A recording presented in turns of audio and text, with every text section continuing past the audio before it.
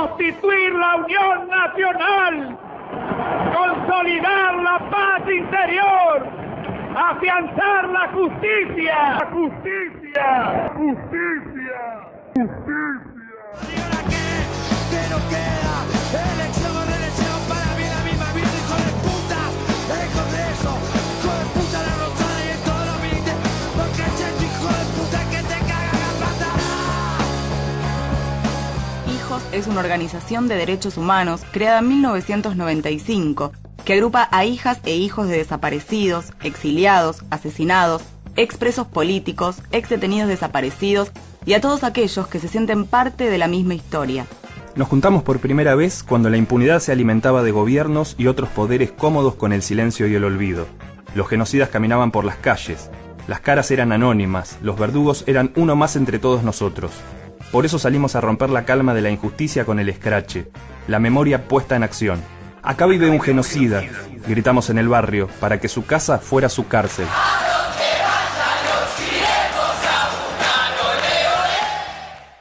El escrache marcó un antes y un... no sé si un antes y un después así, a nivel político, de país, pero sí un antes y un después en la lucha de los derechos humanos. No porque lo demás haya estado mal, sino porque con el escrache nosotros lo fuimos a buscar directamente a ellos. Personalizamos la denuncia. O sea, se empezó con Maníaco, de un médico que era el que firmaba las partidas de nacimiento de las compañeras nacidas en cautiverio, de los bebés nacidos en cautiverio, hijos e hijas. Fue el escrache el método de lucha que se eligió, justamente a falta de condena legal para los genocidas, se buscaba la condena social. Ir a la casa de los genocidas, contarle a todo el barrio quiénes eran, lo que habían hecho durante la dictadura, hacer pintadas por todo el barrio, pegar afiches, bueno, escracharnos de alguna manera, como se suele decir, ¿no? Yo creo que Hijo fue eso fundamentalmente, ¿no? O sea, una unión de un montón de chicos que tenían historias distintas, a algunos les faltaban los papás, a otros les faltaban tíos, a otros no les faltaba nadie, pero habían vivido el exilio, y que necesitaban un lugar donde reunirse, contar, hablar, decir lo que sentían, pelearse, hablar de política, de lo que sea. Me parece que Hijo fundamentalmente fue eso. Después eso se encauzó, por supuesto, con política, digamos, ¿no? Me acuerdo en el 96 que se hizo el primer escrache, creo que fue el primero. Fue un escrache a la Iglesia Argentina por complicidad con la dictadura. Año 96. Estoy hablando, que fuimos, fue una jornada que hicimos en la Plaza de Mayo, donde se pusieron mesas, o sea, después la modalidad del escrache, por supuesto, se fue profundizando. Se generaba esta cosa de decir, bueno, pero ustedes porque son rencorosos y no pueden cortar con la historia, y uno mira como diciendo, bueno, vos te puedes olvidar que tuviste una madre, que tuviste un padre, que tuviste un hijo, es como una mentalidad medio loca esa también, ¿no?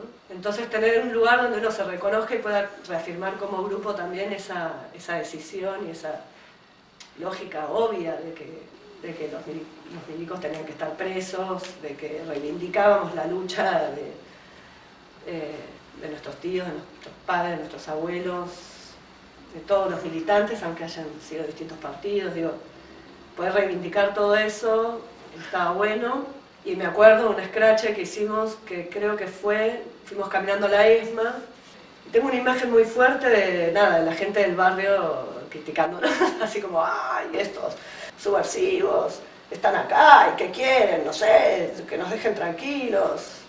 Y como que era muy importante poder avanzar sobre eso, porque después además se dio muy vuelta a toda la historia de los escraches. Yo entro a Hijos porque acá lo conocí a Miguel Santucho, que es el hijo de Julio, que es el hermano de Mario Roberto Santucho, que era el comandante del arco. Así en donde fueron buscando a hijos desaparecidos y de repente los hijos empezaron a dar cuenta que no eran los únicos, sino que había otros hijos desaparecidos en distintos lugares del país y en distintos lugares. Y como por instinto, digamos, quisieron conocerse y empezaron a vincularse todos los que habían estado llamados por algún lugar o que sabían, digamos, que eran hijos desaparecidos. Se convocó a un gran campamento nacional en Cabalango en el año 95, creo que era, en donde justamente la idea era verse, conocerse. Y uno de los recuerdos que tengo es una de las marchas que un día hacía frío, era el verano europeo, o sea, acá era invierno, hacía frío. Y en medio de la desconcentración, ya en Plaza de Mayo, yo estaba bastante contento por todo lo que había pasado. Veo que se ponen a hacer pintadas y en el medio del obelisco de la Plaza de Mayo pintan Santucho vive con la estrella roja en el medio. Y a mí me cayó como un baldazo de agua fría porque realmente no me lo esperaba, realmente era algo que estaba fuera de mis previsiones. Y me lo quedé mirando, me acuerdo que ya desconcentraba toda la plaza y yo seguía ahí como un boludo mirando eso. Decía, chao, acá hay otra cosa, acá hay algo que yo no entiendo, no logro entender qué me está pasando. Y sí, la particularidad del colegio de la Avellaneda en los años 90, por lo menos la generación de hijos de militantes de la década del 70 teníamos la edad de cursar la secundaria, muchos fuimos ahí, entonces era habitual ver en la escuela en una misma división, el que no era hijo de exiliados también tenía alguna relación con una participación en la década del 70, los padres, los tíos, la familia, no eran ajenos, digamos. Yo creo que la Avellaneda debe haber sido uno de los primeros colegios donde Hijo fue a dar una charla como agrupación, en el año 95, que es el mismo año que nace Hijos como agrupación. ¿Qué te acuerdas de esa charla? Que me descompuse, porque nunca, es como que ahora no, como que ahora es muy normal, es como ya naturalizamos que hubo una historia, que las madres, las abuelas, hasta tienen una legitimidad en la sociedad, porque bueno, desde el mismo Estado está siempre reconociendo la lucha de las madres, las abuelas, de los organismos. Yo te hablo de una época en donde eso no era común, más bien todo lo contrario, se los apartaba, nos reprimían, etc. Nos decían que éramos nostálgicos, que teníamos odio, bueno, esas falacias que, bueno, no creo que hayan dejado de existir, pero por lo menos no son la voz predominante. El rector era Raúl Aragón y él, bueno, por supuesto ya era una personalidad de los derechos humanos. Él había sido rector en el 73 en el Buenos Aires. Cuando llegó la intervención de la dictadura, lo echan. Y cuando vuelve, le dan la intervención de la Avellaneda. Se dio cierta política de atender o recibir a los hijos de que volvían de los exiliados. Terminábamos siendo un grupo grande de todos chicos que teníamos más o menos historias en común, ¿no? Algunos en Venezuela, otros en México, otros en España, otros en Suecia, ¿no? Digamos, en la Avellaneda te proponía una cantidad de variables, ¿no? Que eran la discusión política. Esta idea de contención, que después más tarde esa contención, cuando uno deja el colegio, es Hijos, la contención que encontramos, ¿no? De esa construcción que íbamos haciendo de nuestra identidad difícil, digamos, ¿no? Con la que veníamos. Militaba ya con el neoliberalismo, digamos, absolutamente implantado, ¿no? Viendo la pobreza, viendo toda la cosa fea que generó el menemismo y esa década de destrucción del país y de las bases, ¿no? De las bases de la sociedad, digamos, ¿no? A partir de ahí cada vez se fue profundizando la idea de militar y militar y militar. Estábamos en la casa de mi mamá comiendo cuando De la Rúa dio el toque de queda, creo que fue, y bueno, ahí salimos con el auto a salir. En el momento me acuerdo que me dio mucho miedo ya cuando la represión empezó a ser muy fuerte. Estando ahí en el conflicto, en la plaza, en el Congreso, uno está con la adrenalina, con la bronca, con la sensación de que está pasando algo increíble, porque uno se la pasó luchando, militando para que la gente salga a pelear por sus derechos, etcétera, y de repente veías a multitudes y decís, bueno, ¿qué onda? Parece que se nos está dando, ¿no? Y entonces con esa adrenalina no te importa nada. Después cuando volví a mi casa y veía las fotos, los muertos, dije, uff, o sea, ¿es en serio? Y de repente nos empezaron a picar gases. Yo estaba en medio de la plaza, no entendía bien, digo, ¿por qué? No sabía lo que estaba pasando adelante, que en realidad tampoco había pasado nada, vino la orden de todo acá se tiene que, hay que sacarlo todo. Bueno, empezó la represión, que en realidad nosotros teníamos esa lógica de las marchas, muchos de nosotros participábamos de lo que era la estructura de seguridad, entonces más o menos teníamos la herramienta como para decir, bueno, aguantamos hasta que podamos, y cuando bueno, ya no podemos más, somos los últimos en irnos, y fue así que estuvimos, no sé, 3-4 horas de combate.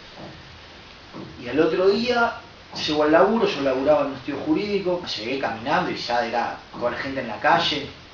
En un momento le digo a mi jefe, yo me voy, acá el país está prendido fuego, ¿qué hacemos acá también? Bueno, ahí me volví para la plaza, ahí fue que empezaron, o sea, ahí, justo en ese momento, cuando, por lo menos me pasó a mí, estaba montando, fue la represión de las madres, que hubo toda una revuelta ahí, bueno, nos volvimos para atrás el 9 de julio, y ahí tuvimos, no sé, 3-4 horas de piedrazo contra la policía. Bueno, todas esas piedras eran piedras que iban y venían, porque la cara nosotros nos tiraba con bala de goma, con gas y con piedra. O sea, nos tirábamos con todo lo que teníamos. Mi papá estuvo detenido, desaparecido en la Escuela de Mecánica de la Armada, en la ESMA. Durante muchísimos años me generaba mucho dolor pasar por ahí. Era como la metáfora de las ruinas que estábamos viviendo como sociedad en los años 90, de desempleo, de injusticia en todo sentido, ¿no? Y el 24 de marzo de 2004, el día que recuperamos la ESMA para el pueblo, para la sociedad, no sé, me emocioné muchísimo. Yo había laburado muchos años en San Isidro, entonces con el colectivo 15 pasaba por la ESMA de ida y de vuelta. Y siempre me quedaba mirando, ¿viste? Una cosa... Y me gustaba mirar en el colectivo si alguien miraba.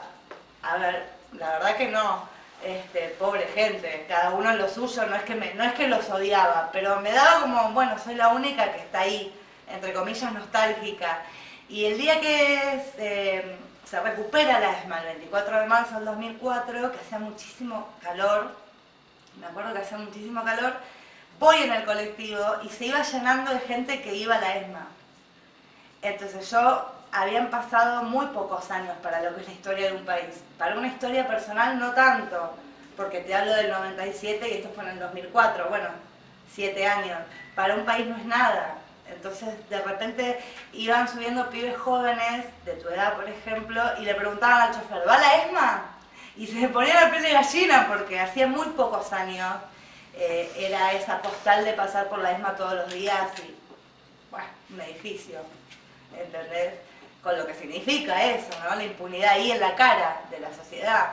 Entonces bajamos todos para ir al acto. O sea, el colectivo de la ESMA se queda vacío. No era un colectivo que iba con ningún partido, con nada. Era gente que se iba subiendo al acto de todas las edades. Y bueno, para mí eso es una postal inolvidable. Y a partir de que en este país se empezó a enjuiciar a los represores, a los culpables del genocidio, del terrorismo de Estado, el Scratch solo, por lo menos que venía de la mesa de Scratch, fue como, no perdiendo sentido, porque el sentido no lo va a perder nunca, pero bueno, nosotros decíamos, nosotros queremos la condena social para que pueda haber juicio y castigo, porque acá también se ocultó un montón. El Scratch, la memoria puesta en acción, llegó para romper la calma de los verdugos. Los avances en la lucha contra la impunidad se vienen alcanzando por la persistencia en la exigencia de justicia. La recuperación de los centros clandestinos como sitios de memoria y el reinicio de los juicios contra los genocidas demuestran que lo imposible solo tarda un poco más. Sin embargo, pensábamos que la justicia iba a llegar más rápido porque la justicia que llega tarde no es justicia. Las violaciones a los derechos humanos del pasado no pueden aparecer en nuestro futuro. Por eso, lo juzga un tribunal, lo condenamos todos.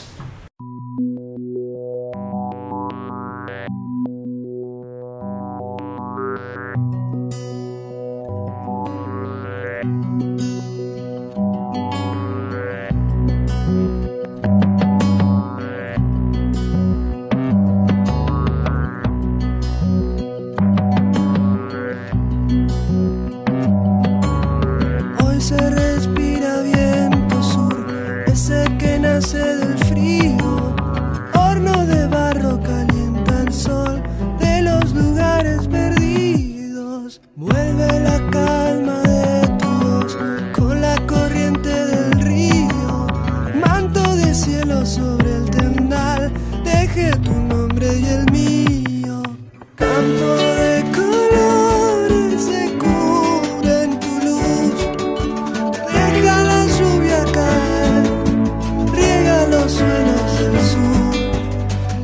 la noche.